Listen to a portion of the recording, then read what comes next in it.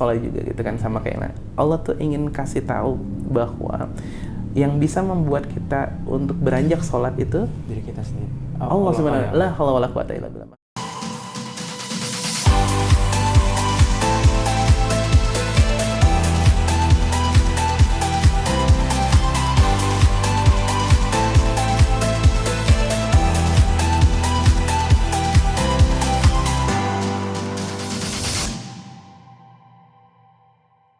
Assalamualaikum warahmatullahi wabarakatuh. Bagaimana kabarnya teman-teman sobat kreasi semuanya? Balik lagi sama aku, Rofi, hostnya di sini. Tidak lain dan tidak bukan di acara kesayangan kalian. Nah, walaupun baru 2 episode ya udah kesayangan lah ya. Di kreasi, kreatif dan menginspirasi teman-teman. Jadi mungkin kemarin di episode pertama kita belum ada namanya dan mungkin masih ngeraba-raba kira-kira apa namanya. Tapi alhamdulillah, nah di episode kedua ini kita udah dapat namanya, yaitu kreasi, kreatif dan menginspirasi, Pak. Dan teman-teman semuanya, kita juga nggak akan berhenti untuk menginspirasi dan mengedukasi teman-teman semuanya dengan berbagai topik-topik yang kreatif. Dan kita kedatangan tamu yang luar biasa, masih sama dengan episode kemarin ya. Kayaknya saya bakal banyak tampil ya. Iya dong, Pak. Iya dong. Nanti tamu utama. Bapak Tribuana, bagaimana kabarnya, Pak? Alhamdulillah rabbil alamin. Alhamdulillah. Cuma sehat. suara masih seperti kemarin. Iya. Mungkin lebih parah kali ya. Enggak sih, Ya, agak better sih hari ini, alhamdulillah. Alhamdulillah. Jadi teman-teman, ini Bapak Tribuana, beliau yang akan menemani teman-teman semuanya berbagi ilmu, sharing session bersama teman-teman. Mungkin barangkali ada orang tua juga yang nonton kali. Iya, ada. Ya, mungkin orang tua. Ayah bunda ya. Ayah bunda. Ayah bunda ya. Ini multi age berarti. Multi age, iya. Karena kita kan dari gen Z, X, Y, wah sampai A lagi. Mungkin. Apa nih tema kita hari ini? Tema kita hari ini mungkin lagi ada yang hangat-hangat nih, Pak. Kita nggak jauh-jauh dari anak muda, karena mungkin teman-teman Gen Z banyak banget yang nonton nih. Sekarang tuh kenapa ya, Pak? Saya juga bingung sebagai anak muda atau mungkin sebagai pemuda tersesat. Masih muda ya? Masih muda. Pemuda tersesat kayak Habib ya? Iya, jamaahnya Habib Ja'far, pemuda tersesat, Pak. Jadi kita tuh kenapa ya anak muda zaman sekarang tuh gampang stres, gampang pusing, gampang apa ya, bingung gitu, gampang bingung. Ya, kalau zaman sekarang tuh lagi ngetren menil, Pak.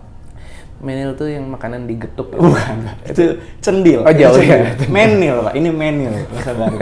Menil ini buat teman-teman yang menil belum tahu. apaan ya? Mungkin Bapak juga belum tahu. Ya, Menil belum. tuh mental illness nih, Pak. Mental illness. Iya, sakit betul. mental. Sakit, sebenarnya sakit mental mungkin, iya, Pak. iya. Illness tuh ya mungkin kayak semacam nggak percaya diri kali ya. Iya, mungkin iya, tapi mungkin mereka hanya nggak percaya diri, tapi mereka bilangnya kayak berlebihan gitu, Pak. Jadi kayak mental illness, padahal mah cuman ya nggak percaya diri aja. Ya, gitu atau sih, mungkin Pak. memang sebenarnya mungkin di bawah sadar memang ada penyakit mungkin, tanda kutip mungkin, ya. mungkin, tapi penyakit maksudnya penyakit mental, bukan Iya, physically ya, yang nggak kelihatan.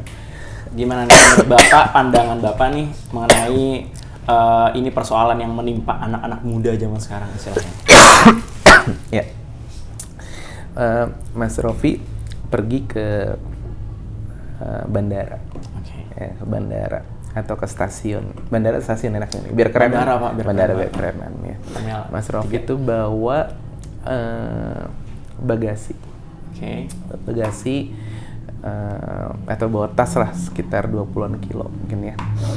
Nah, begitu turun dari kendaraan, Mas Rofi itu milih untuk bawa beban itu sendiri sampai dengan check-in 20 kilo ya.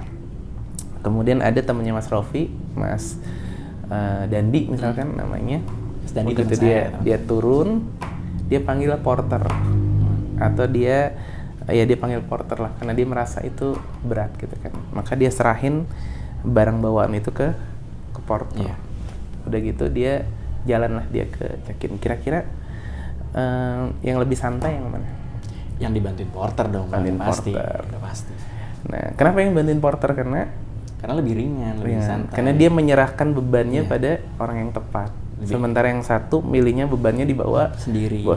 Manusia itu ketika dapat ujian atau masalah dalam hidupnya, dia pikir yang harus nyelesain masalah itu hanya bertumbuh sama dia sendiri, kemampuan dia sendiri. Merasa bisa, iya. Kemudian bukan cuma merasa bisa, tapi ya dia coba lakuin pakai akal semua yang kelihatan, pakai akal fisiknya sendiri. Padahal udah contohkan sama Rasul kita, sama teladan kita alaihi wassalam, bahwa kalau kita punya masalah, kita diminta untuk berikhtiar, berdoa, minta pertolongan Allah, kemudian serahin masalah itu ke Allah. Diserahin ke zat yang emang maha menyelesaikan masalah. Situ dulu. Oke. Situ dulu. Nah, biasanya maksudnya gimana tuh ya? Jadi ya memang seharusnya memang seperti itu Pak. Bagaimana kita harus menyerahkan semua urusan persoalan itu sama Allah. Tapi kadang ada anak-anak muda tuh yang merasa kayaknya bisa sendiri nih, bisa sendiri, pede, kayaknya urusan kayak gini doang mah bisa gitu Pak. Nah, justru di situ sumber stresnya. Sumber stresnya di situ.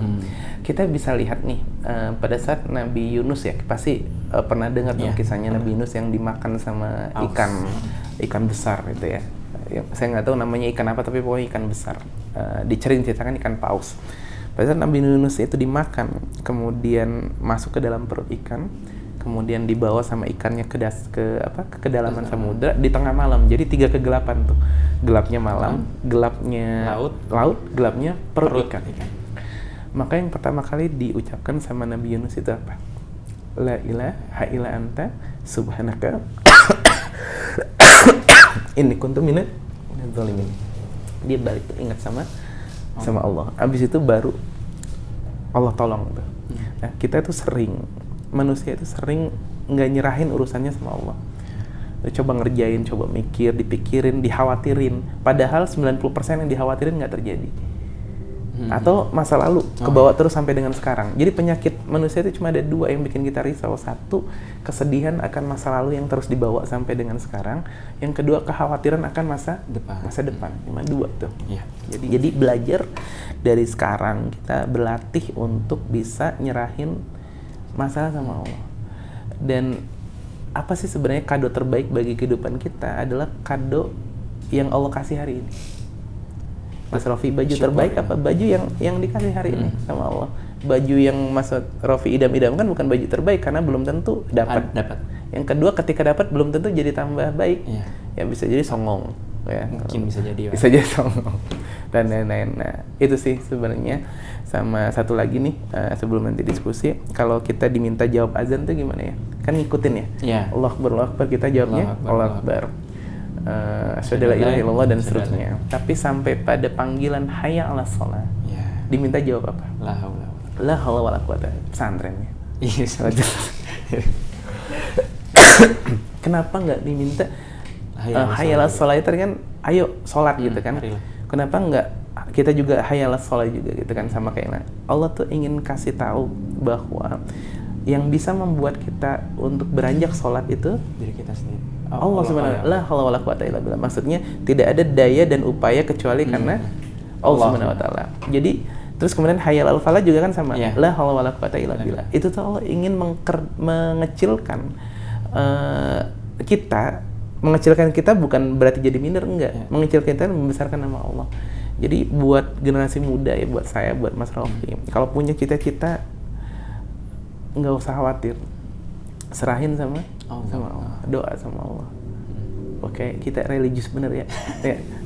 Karena emang ini yang harus mungkin betul, karena ini yang hilang. Sebenarnya ini yang banyak banyak lepas. Kadang-kadang tuh sering orang tuh, wah aku bisa, gitu kan. Saya hebat gitu kan. Bener nggak kata-kata ini? Kalau kita lihat dari sumbernya untuk memotivasi diri sendiri mungkin bisa jadi benar. Tapi sejujurnya harus ada yang kurang tuh. Aku bisa karena ada Allah. Saya hebat karena saya punya Allah yang maha hebat gitu. Nah, baru dengan kayak gitu orang akan bertahan dari segala macam ujian. Karena dia nyerahin tuh, ya Allah, ada ujian tolong. Ada musibah tolong hamba ya Allah gitu. Gitu Mas Rofi. Jadi menil tadi ya solusinya pertolongan Allah. Iya, betul. Jadi sebenarnya Allah juga sering memperingatkan dari tadi azan itu mengingatkan kita sebenarnya kita tuh sekecil itu. Kita nggak ada apa-apanya di hadapan Allah, semua kecil. Jadi aku bisa. Ya, bisa apa kalau tanpa Allah? Seperti itu, Pak. Dan nanti orang-orang yang pada akhirnya tuh bilang aku bisa. Kalau nggak tercapai dia jadi frustasi. Jadi stres. Jadi menil tadi. Dan kalau tercapai dia jadi sombong. Nah itu jadi kanan kiri buruk semuanya. Tapi kalau dia aku bisa karena Allah, kalau dia berhasil berarti dia menisbatkan sama saya. Oh makasih ya Allah. Kalau dia gagal, oh ini takdir Allah. Ya, Allah yang maha tahu semuanya. Ya, indah gitu. Betul. Menil jadi beautiful. Jadi menil jadi meaningful. Meaningful, oke. We apa? Kan menil become meaningful. Iya betul. Bagus tuh ya. Bagus tuh Pak. Nah biasanya Pak, anak muda itu kadang ya kita bukan ya mungkin saya juga kadang merasa seperti itu, merasa bisa. Juga. Tapi kadang kita juga merasa kayak apakah saya layak dibantu gitu sama Allah. Saya sadar dosa saya tuh banyak. Kita anak muda juga pasti banyak dosa, ini apa semalas ya. Tapi apa Allah akan membantu kita seperti itu Pak. Ada satu cerita menarik nih, jadi saya baru ingat nih gara-gara ditanya nih. Jadi gimana sih kasih sayang Allah tuh sama hambanya? Jadi ceritanya ketika Nabi Musa itu dikejar Fir'aun kan tenggelam. Oh iya. Betul. Fir'aun tenggelam. Nah pada saat itu Fir'aun itu minta tolong 70 kali ke Nabi Musa buat nyelamatin. Ini yang jarang diceritain nih. Iya. Jadi Musa tolongin gitu kan. Nah kemudian kata Allah apa? Ke Nabi Musa, seandainya satu kali saja Fir'aun minta tolong sama saya, sama aku pasti akan tolong. Itu Fir'aun yang mengatakan bahwa dia lebih tinggi dari Allah. Udah saking kurang ajarnya kan. Nah gimana kalau Mas Rofi yang sujud itu mengucapkan Allah yang maha tinggi? Itu maksudnya. Jadi Allah tuh sayang bahkan sama orang yang jahat, sama orang yang benar-benar nginjak-nginjak kan. Firaun bilang kan bahwa dia lebih tinggi dari dia. Oh dia bangun bangunan, nyuruh arsiteknya bangun, dia mau ngeliat Allah tuh kayak gimana kan, kurang ajar banget. Tapi begitulah kasih sayang Allah tuh. Kasih sayang Allah tuh lebih dari orang tua kita sendiri. Ya, jadi putus asa dari rahmat Allah kayak tadi tuh, mau ngerasa apa gue pantas ditolong, pantas dibantu sama Allah, itu karena bisikan setan. Jadi memang itu strateginya setan. Dia strateginya ada banyak banget. Nanti kita mungkin belajar strategi setan. Oke, siap dicatat. Ngeri di komen aja. Ya, betul. Mau berstrategi apa nih? Strategi banyak hal. Ya, jadi terlalu pede kalau dasarnya karena Allah bagus. Ya, artinya kita memang harus pede, tapi pedenya kita karena punya backingan. Di dalam hati kita tuh punya backingan. Siapa backingan kita? Ada Allah. Pedenya karena itu. Minder karena khawatir tidak tolong juga salah gitu. Jadi kita yang baik gimana? Yang baik kita serahin sama Allah semuanya. Kita berada di satu kondisi di mana kita optimis karena Allah. Dan kalaupun itu tidak kejadian, ya kita berserah sama Allah. Gitu. Itu mengatasi cendil tadi. Menil. Oh, menil tadi. Oh, cendil. Nah, setelah tadi jadi lapar. Iya, jadi lapar saya. Iya. Berat. Kita lagi puasa. Teman-teman puasa kan pasti di rumah. Insyaallah. Nah, kali Dandi puasa. Alhamdulillah. Nah, jadi setelah tadi mungkin sedikit membahas mengenai bagaimana kita udah berbicara mengenai menyerahkan semua urusan kita kepada Allah, masalah kita kepada Allah. Tapi juga mungkin teman-teman mungkin Bapak bisa ngasih tips apa sih yang harus kita lakukan mungkin sehari-harinya. Gimana aplikasinya yang harus kita lakukan gitu kan. Iya, satu kita diajarkan untuk selalu berdoa. Keluar rumah kita diminta baca bismillah bagi yang muslim ya.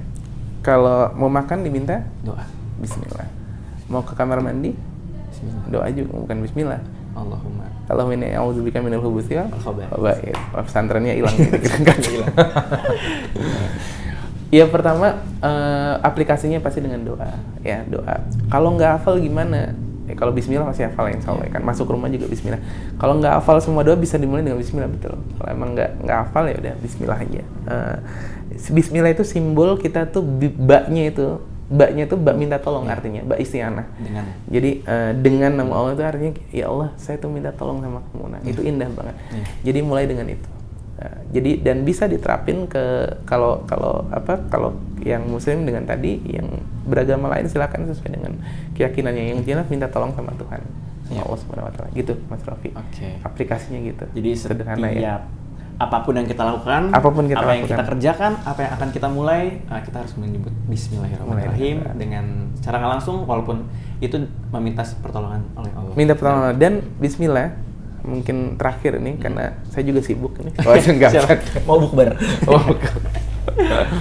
Bismillah itu membuat yang mubah, yang boleh tadinya itu jadi berpahala. Contoh makan. Makan itu sebenarnya hukumnya mubah. Mubah itu artinya boleh. Ya. Bisa jadi pahala, bisa jadi enggak. Kalau Tapi kalau dengan makan baca aja, makan aja ya, makan maaf aja. ya, anjing juga makan. Iya. Monyet Makan juga. juga kenapa ngeliatnya ke Enggak, Pak.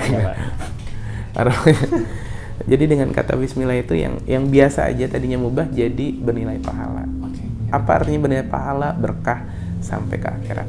Gitu Mas Raffi. Oke, gitu teman-teman. Jadi intinya tema kita hari ini bagaimana apapun kesulitan yang teman-teman hadapi harus selalu mengutamakan Allah,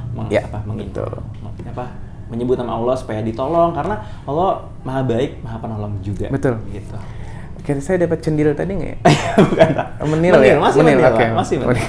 Baik, kalau begitu terima kasih banyak Pak Buana. Ilmunya Makasih. hari ini sangat bermanfaat dan pasti Ya. bermanfaat buat teman-teman juga. Amin. Teman-teman di Pasti semua membantu. jangan lupa subscribe di channel kita Edu Ya, Story jangan lupa. dan pasang loncengnya Ya. biar Soalnya kita masih sedikit ya subscriber ya. Iya, kita Ya, masih sedikit. tolong kita buat yang sedikit-sedikit itu Ya, nih, mudah-mudahan. teman-teman. Jadi enggak udah banyak kita puluhan ribu. banyak Pak, banyak. Cuma belum Jadi, aktif kayaknya. Ya, insya Allah inilah Amin. gerbang kita. Teman-teman sebarkan ya. Oke, iya, semoga bermanfaat buat teman-teman semuanya. Wabillahi taufiq wal hidayah, waridha wal inayah, wa afu minkum. Wassalamualaikum warahmatullahi wabarakatuh. Waalaikumsalam warahmatullahi wabarakatuh.